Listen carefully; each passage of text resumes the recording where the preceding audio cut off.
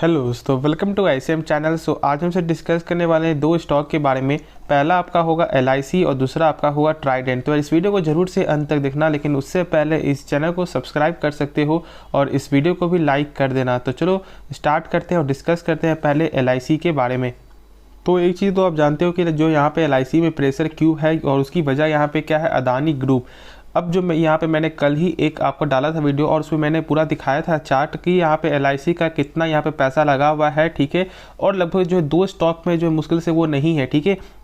आपका जो कौन कौन सा अदानी पावर में नहीं है, ठीक है, पैसा लगा हुआ, और आपका अदानी विलमार जो एक अच्छा स्टॉक था। जानते हो यहाँ पे अदानी ग्रुप का लगभग 2-3 स्टॉक यहाँ पे एक सही है, जिसका यहाँ पे पी एक अच्छा पी देखने को मिलता है, और उसमें से है एक आपका अदानी पावर, ठीक है। वो सब छोड़ो। और ये चीज़ अब मैंने कल दिखाया था कि 81,000 करोड़ का जो यहाँ पे पैसा लगा हुआ था आपका LIC का, और जिसमें से एक मंथ में जो है 48,600 करोड़ का आपका नुकसान हो चुका है। तो अब जो पैसा लगा हुआ है, अब जो उनका प्रॉफिट हो रहा था ना, उसमें से भी लगभग 10-12% का आपका नुकसान है।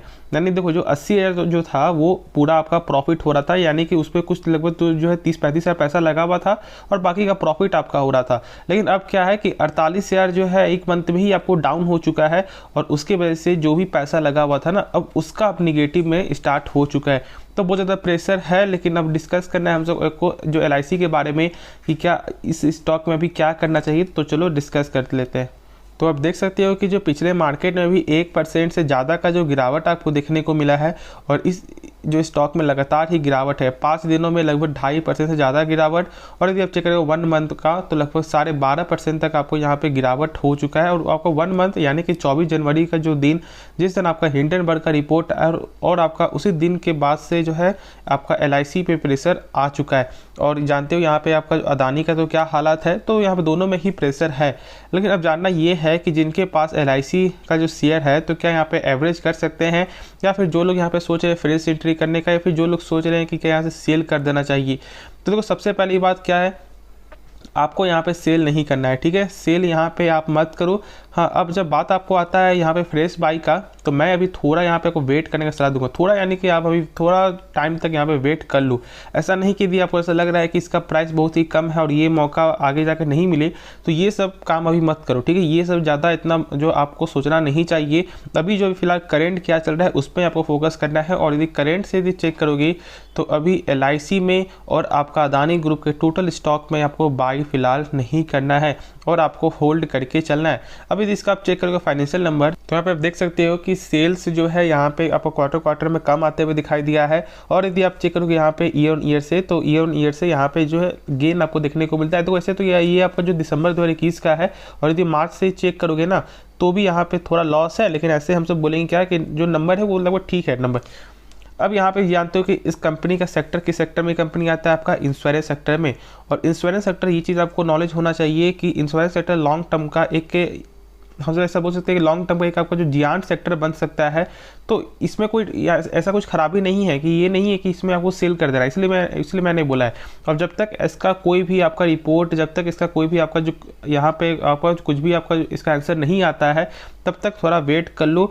और देखो, यदि इसका प्रॉफिट चेक करोगे तो प्रॉफिट आपका, यदि आपको याद है तो पिछले क्वार्टर में क्या हुआ था कि प्रॉफिट ज़्यादा आया था। क्यों? क्योंकि यहाँ पे जो खर्च है वो यहाँ पे कम आते हुए दिखाई दिया था। लेकिन फिर से यहाँ पे प्रॉफिट आपका जो है लगभग 6,000 देखने को मिला, जो एक अच्छा नंबर है। क्योंकि यदि आप चेक करोगे यहाँ पे तो देख सकते हो कि लगभग आपको जो है यहाँ पे 235 करोड़ था, ठीक है, पिछले ईयर, और इस बार आपका 6,000। तो खर्च को यहाँ पे थोड़ा कंपनी कंट्रोल करे, जिसकी वजह से नंबर एक अच्छा नंबर आते हुए दिखाई दे रहा है। तो वही चीज़ है, अभी थोड़ा वेट कर लो। बाकी इस कंपनी के बारे में आपको जो सारा कुछ नॉलेज है कि यहाँ पे क्या कंपनी है क्या नहीं है। और मेरा आज का जो मेरा आपको मेन पर्पस यही था इसका जो बनाने का वीडियो, कि अभी क्या करना चाहिए। क्योंकि बहुत से लोग ऐसा सोच रहे हैं कि अभी जो उसका प्राइस मिल रहा है शायद वो आगे जाके आपको इस तरह का प्राइस देखने को ना मिले। तो नहीं, ऐसा बिल्कुल भी नहीं है। अभी फिलहाल करेंट देख लो, उसके बाद आप लॉन्ग टर्म के लिए सोचना। तो अभी थोड़ा वेट कर लो, जब तक इसका कोई आंसर नहीं आता है तब तक अभी वेट करना ही सही उपाय होगा। बाकी एक बार खुद से इसके बारे में जान लेना। और देख सकते हो कि जो टोटल एसेट भी लगातार बढ़ते हुए दिखाई दे रहा है। तो चलो फिर नेक्स्ट स्टॉक के बारे में डिस्कस करते हैं। तो बात करते हैं हमसे यहाँ पे आपको जो आपका ट्राइडेंट के बारे में, और इसका जो प्राइस है वो भी यहाँ पे लगातार आपका कम होते हुए दिखाई दे रहा है, जहाँ पे ये स्टॉक आपका 70 तक आपका चला गया था और धीरे धीरे यहाँ पे 60, 50, 40 और अभी फिलहाल आपका 30 रुपये तक ये स्टॉक आ चुका है। और बीच में एक बार और जो यहाँ पे आपका करेक्ट होते हुए दिखाई दिया, लेकिन फिर ऊपर गया, फिर यहाँ पे आपका इस तरह का ही लेवल देखने को मिल रहा है। अब क्या ये कंपनी ख़राब है? नहीं, एक बेहतरीन कंपनी है। अब ऐसा क्यों बोल रहा हूँ? क्योंकि देखो इस कंपनी का क्या है ना, कैश फ्लो जो है वो यहाँ पे सही देखने को मिलता है। अब ये कैश फ्लो क्या होता है? कैश फ्लो का मतलब ये है कि कंपनी जो भी सामान बेच रही है उसका पैसा क्या रिटर्न आ रहा है या फिर नहीं आ रहा है। तो यहाँ पे आ रहा है, तो उसके लिए यहाँ पे आप निश्चिंत रहो। साथ साथ इस कंपनी का ROC जो है, मैं काम करता हूँ, मैं आपको दिखाता हूँ, उसके बाद ही आपको शायद भरोसा हो। तो यहाँ पे आप देख सकते हो कि ROC इस कंपनी का क्या है आपका 23.4% और यहाँ पे आपका ROE जो वो है आपका 23.3%।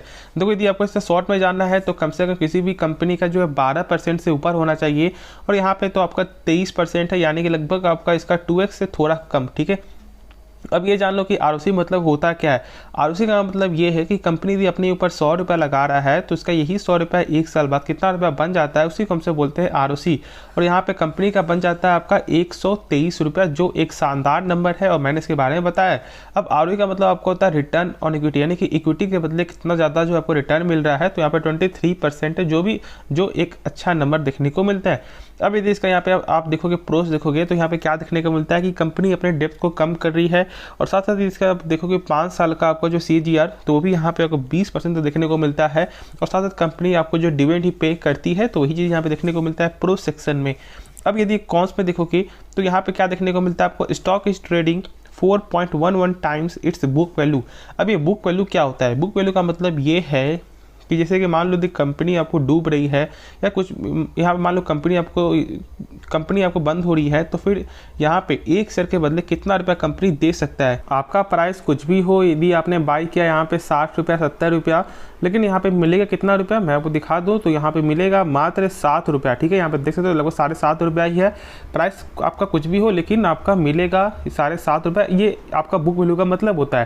लेकिन देखो यहाँ पे ऐसा नहीं कि जिसका बुक वैल्यू खराब है वो कंपनी खराब हो गई, नहीं। यदि आप चेक करोगे तो आपके पोर्टफोलियो का 90% स्टॉक का जो है बुक वैल्यू यहाँ पे खराब देखने को मिलता है। ठीक है, तो ऐसा कुछ नहीं है कि यदि आप चेक करोगे यहाँ पे TCS का आपका चेक करोगे, ठीक है, और यदि आप यहाँ पे चेक करोगे आपका बड़ी बड़ी कंपनी का, तो उसका भी जो है बुक वैल्यू यहाँ पे कमज़ोर दिखने को मिलता है।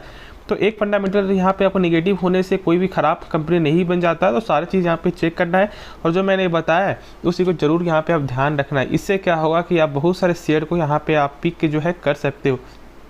अब चेक करोगे नंबर, तो क्वार्टर यहाँ पे आपका ग्रोथ देखने को मिल रहा है। ठीक है, लगभग 1438 करोड़ से बढ़कर आपका हो चुका है 1641 करोड़, और यदि आप चेक करोगे यहाँ पे ईयर ऑन ईयर से, तो आपका 1980 करोड़ से घटकर आपका हो चुका है 1640 करोड़।